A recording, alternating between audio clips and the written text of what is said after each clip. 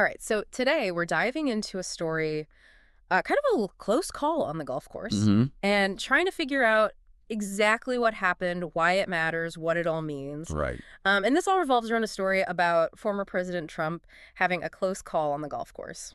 Yes. So let's imagine this. You're on the golf course, September 15th, West Palm Beach, beautiful day out. Right. You're just trying to relax, enjoy yourself. Sure. And it turns out that later you find out that a man was apprehended nearby, Oh, wow. potentially armed. Okay. And Not exactly what you want to hear. no, not exactly par for the course. Bro. Thankfully, Trump was unharmed in this whole thing, but, it's still something that is a little unsettling. Yeah. I mean, it definitely raises some red flags.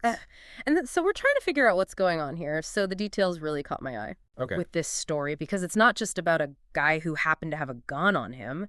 This is a situation where this individual actually left behind an AK-47 style rifle and 2 backpacks before he fled the scene.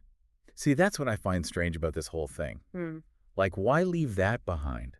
It's very strange. You know what I mean? It's like you're trying to make a statement or something. It feels very deliberate. Yes. Right. It's like, did he want to get caught, or was he trying to send a message, or was he just, in a panic and just dropped everything? Yeah.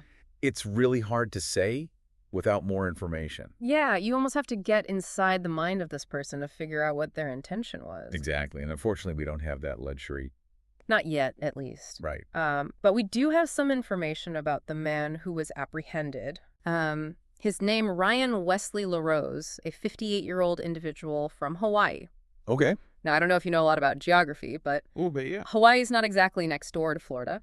No, it's not exactly a straight shot. No, it's a bit of a trip. Yeah. So that right there already raises some questions. Definitely does. Like, Yeah. What is someone from Hawaii doing all the way over in Florida? Exactly. And then on top of that, with a firearm near a former president, it's like, what's the connection? Right. What's the motive here? Exactly. So that's what we're trying to figure out. And, we do have to say this is based on reports from several media outlets. Right. It hasn't been officially confirmed by the FBI that this is, in fact, the individual, but it has been reported. So we're working with the information we have. Yeah, it's important to be transparent about that because, things can change. Exactly. Things can change. This is a developing story, but Right.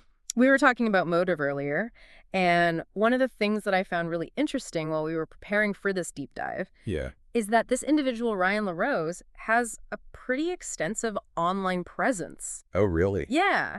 And it seems like he's all over social media. We're talking X, Facebook, LinkedIn. Wow, okay. And his profile seemed to paint a very different picture than what you might expect given the circumstances. Okay.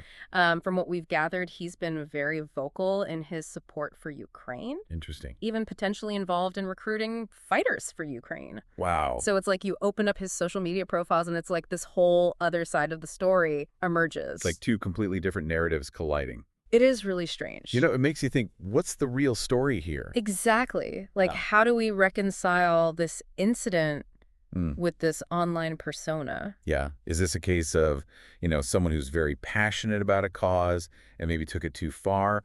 Or is there something else going on? Or is it totally unrelated? Right. Is it just a coincidence that he happens to have this online persona where he's very supportive of Ukraine? Yeah. And then this happens. It's hard to say. It's really hard to say, but it's definitely something that investigators are going to be looking at. Oh, absolutely. Yeah. I mean, this day and age, you can't discount someone's digital footprint. Right. It's going to tell a story whether you want it to or not. It's true, and we've seen that time and time again.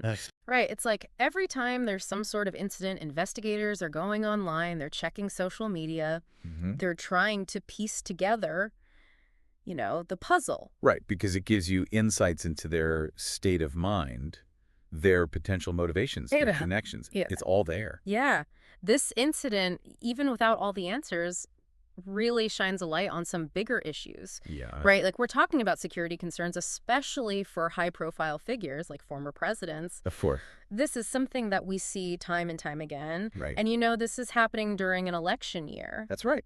So it just adds another layer to it. Absolutely does. You start to think about how this might influence voter behavior, how it might become a talking point during campaigns. Could this lead to heightened security measures for candidates? Right. Or even, change the way they campaign. It's really unsettling. It is. And it's a reminder that we live in a world where these things can happen. And it could happen anywhere. Exactly. This is a golf course in West Palm Beach. You go to a golf course to relax, to get away from it all. Exactly. And to think that something like this could happen. Right. It's a scary thought. It really makes you think. And, we're all about critical thinking here. Absolutely. And responsible information consumption. Especially in this age of instant news and, social media. Yes. Where narratives can change so quickly. Exactly. So what do you make of all this? What do you find most striking about this whole situation? I think for me, the most striking thing is just how much we still don't know. Right. We have these little pieces of the puzzle, but we don't have the full picture yet. Exactly, and that's what we're going to continue to follow as this story develops. But for now, we want to hear from you. Absolutely. What do you guys think about this whole situation? What are your thoughts? Head over to social media, let us know, because we're all in this together. We are. And it's through these conversations that we can hopefully make sense of a very complicated world. I agree. All right, until next time.